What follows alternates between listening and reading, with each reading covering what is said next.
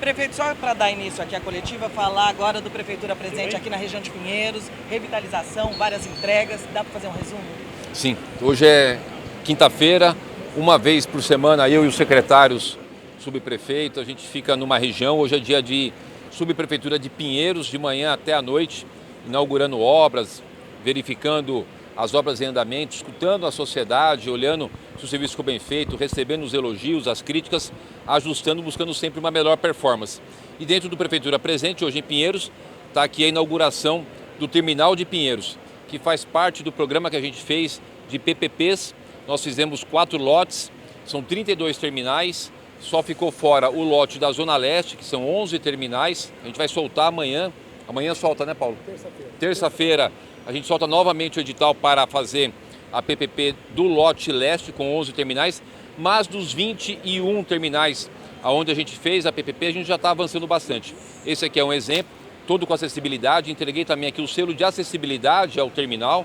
Isso quer dizer o quê? Que todas as pessoas com deficiência têm aqui todo atendimento da legislação para ter o seu direito garantido de acessibilidade. Queria fazer um destaque muito importante para a questão aqui da central de monitoramento, da questão da acessibilidade dos banheiros, banheiro limpo, cheiroso, com shampoo, com sabonete, com papel toalha, ou seja, tudo aquilo que a gente quer para as pessoas com dignidade. Não tem mais essa coisa de banheiro sujo, fedido, sem papel. As pessoas que eu conversei aqui, todos elogiando, tanto os usuários como os funcionários. Acho que a gente fez o que é correto ao fazer a PPP dos terminais. Aqui é uma grande demonstração disso. Prefeito, queria que o senhor falasse um pouquinho sobre a situação da Enel. A gente estava agora há pouco lá na Bela Vista, o pessoal ainda está sem luz. Queria que o senhor falasse um pouco sobre aquela ideia de Brasília, o que pretende, quando o senhor pretende ir, também sobre a representação de ontem, né, se eu não me engano, à noite, que a Prefeitura fez a terceira. Por favor. Sim, a gente já havia ingressado com 2 ações judiciais no Tribunal de Justiça de São Paulo contra a Enel, representação na Agência Nacional de Energia Elétrica e também representação no Tribunal de Contas da União. Além disso, as ações que o governador Tarcísio desenvolveu aqui com o PROCON fazendo a multa. Das ações que a gente fez junto à Agência Nacional de Energia Elétrica, inclusive as reuniões que eu fiz com o governador, com o presidente, os diretores, cobrando um posicionamento e pedindo o cancelamento do contrato da Enel, resultou de uma multa de mais de 160 milhões. Mas mesmo assim, essa empresa, infelizmente, como a gente tem percebido agora, não tem tomado a atitude necessária para fazer jus a um serviço para a população de São Paulo. A população de São Paulo mais uma vez sofre com esse serviço. O que nós vamos fazer? Mais uma vez fizemos representar junto à Agência Nacional de Energia Elétrica ao Tribunal de Contas da União para que a gente possa ter uma resposta. As pessoas até ontem falaram que o Tribunal de Contas do município iria investigar um contrato da Prefeitura de São Paulo com a Enel. Nós não temos contratos relacionados à concessão com a Enel. A Prefeitura de São Paulo não tem contrato relacionado à concessão. O que a gente tem é um contrato de fornecimento de energia, como todos os milhões de clientes têm um contrato com a Enel. Esse terminal tem um contrato de fornecimento de energia. Não existe contrato, relação jurídica do ponto de vista da concessão, da prestação de serviço da Enel na cidade de São Paulo, com relação a eles poderem fazer o fornecimento, a distribuição de energia. Então o que a gente faz? Somos vítimas, também a Prefeitura de São Paulo, como toda a população, é pressionar os órgãos. A concessão, a regulação e a fiscalização da Enel é do governo federal, é da Agência Nacional de Energia Elétrica. Nos cabe cobrar desses órgãos uma atitude e cobrar da empresa. A gente já tem percebido, a gente já tinha problemas com a Enel antes do dia 3 de novembro. O dia 3 de novembro se agravou. E hoje, mais uma vez, a gente percebe que essa empresa, como foi em Goiás, não tem a mínima condição de continuar prestando um serviço aqui em São Paulo. Prefeito, o senhor tem alguma conversado com deputados, o senhor que é prefeito da maior cidade do país, alguma articulação para que esse problema seja solucionado em relação aos contratos federais das cidades? Tenho falado, inclusive, o deputado Paulinho da Força fez um requerimento chamando os responsáveis da Enel lá no Congresso Nacional, na Câmara dos Deputados. Os vereadores aqui estão com uma CPI aberta. Os deputados estaduais fizeram uma CPI, concluiu a sua CPI no final do ano passado. O resultado da conclusão da CPI da Assembleia Legislativa dos deputados foi de pedir o indiciamento dos diretores da Enel e pedir a rescisão da prestação de serviço da concessão da Enel no estado de São Paulo, porque é a Assembleia Legislativa, e a gente tem feito toda essa articulação. Eu estive em Brasília com o presidente do Tribunal de Contas da União, que é o órgão lá federal que pode fiscalizar, inclusive, essa atuação do contrato entre a Agência Nacional e a Enel, o Bruno. Ele chamou todos a equipe responsável por fiscalização, abriu um procedimento de fiscalização.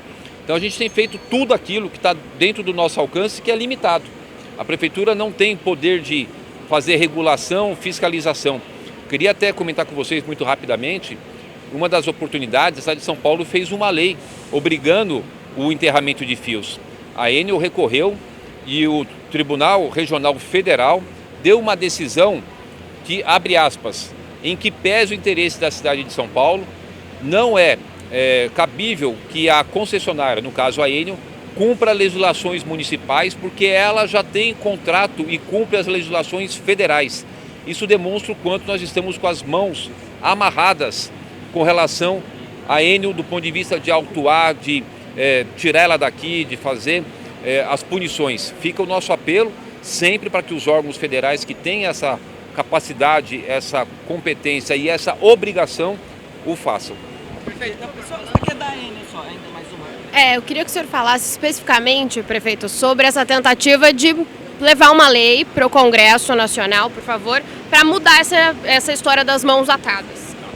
A Enel, ela tem o contrato de concessão dela até 2028.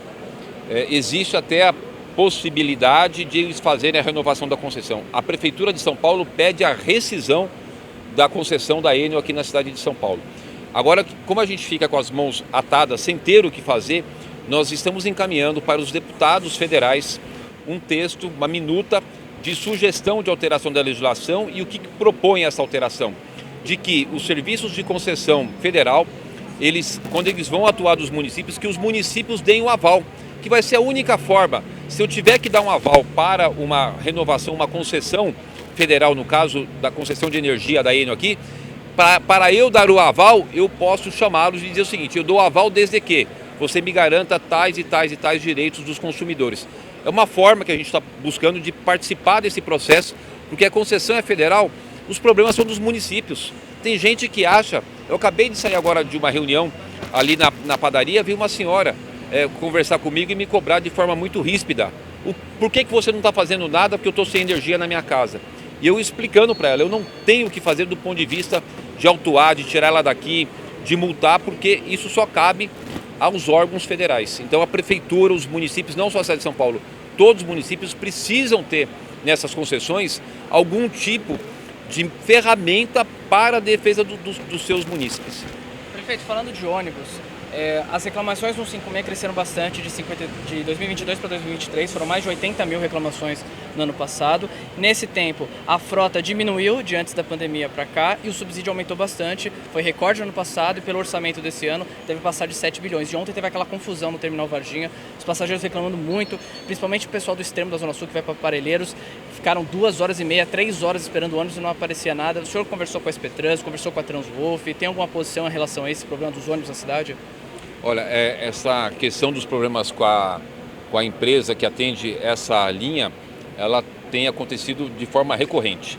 Eu tenho falado com o presidente da SP Trans, até está aqui, o Levi. A gente tem feito as autuações e as multas. A gente saiu de um número, por exemplo, em 2019, de em torno de 3 mil multas. Passamos mais de 20 mil multas só nesses últimos 2 anos nas empresas concessionárias que operam as linhas de ônibus. É absolutamente inaceitável o que fizeram com os usuários, e eu vi as imagens do terminal ontem.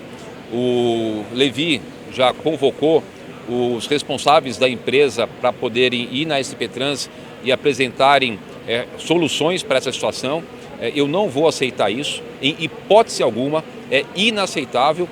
Deixo aqui o meu pedido de desculpas àquelas pessoas que ficaram horas esperando o ônibus por uma ação irresponsável de uma empresa que tem a concessão do transporte da cidade de São Paulo.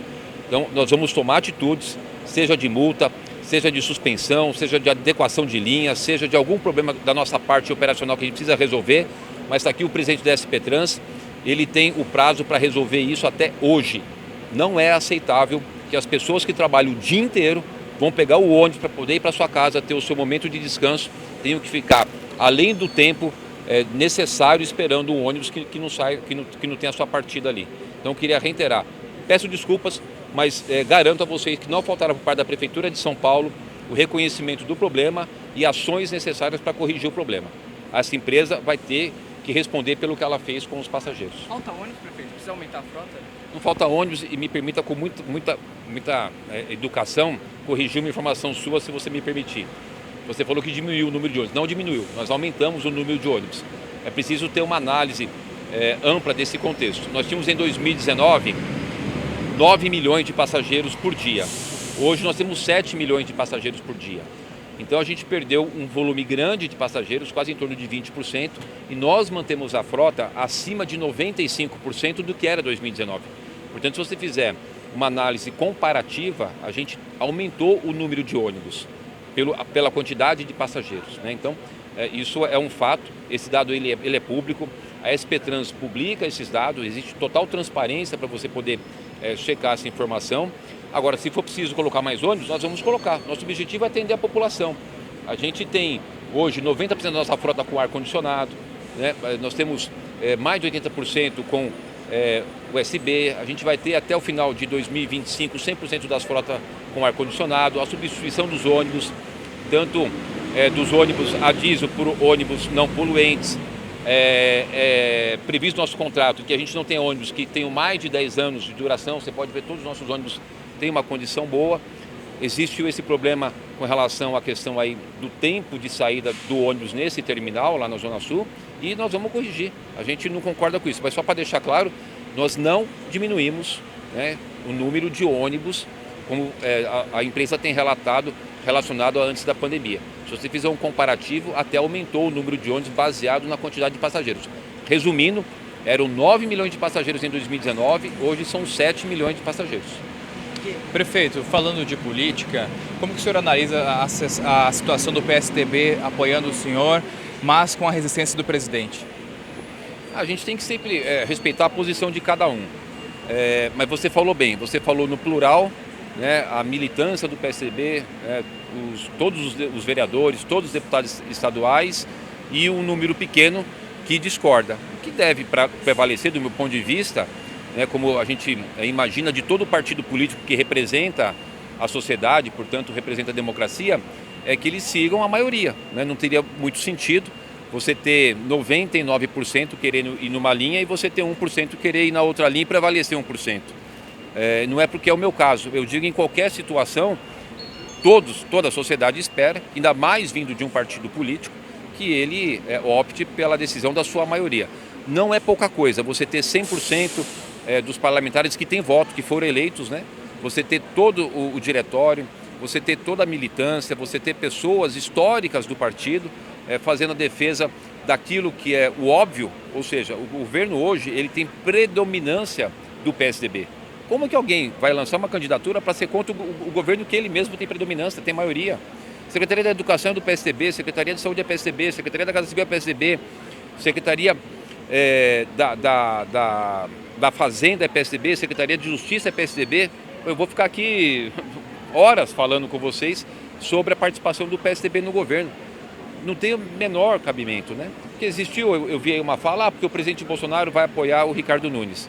Se você pegar os vídeos do presidente da Federação do Estado de São Paulo, o prefeito Duarte Nogueira, tá lá os vídeos dele de apoio ao presidente Bolsonaro no segundo turno da última eleição.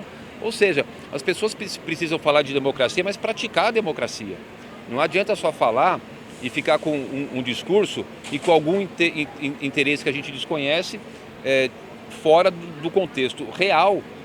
Qual é o contexto real? É a grande maioria, a militância, os parlamentares que foram eleitos, que são representantes do povo, foram votados, né? Ser desrespeitado em detrimento de algo que a gente desconhece, ou que tem uma desculpa que realmente, com todo o respeito, não cola.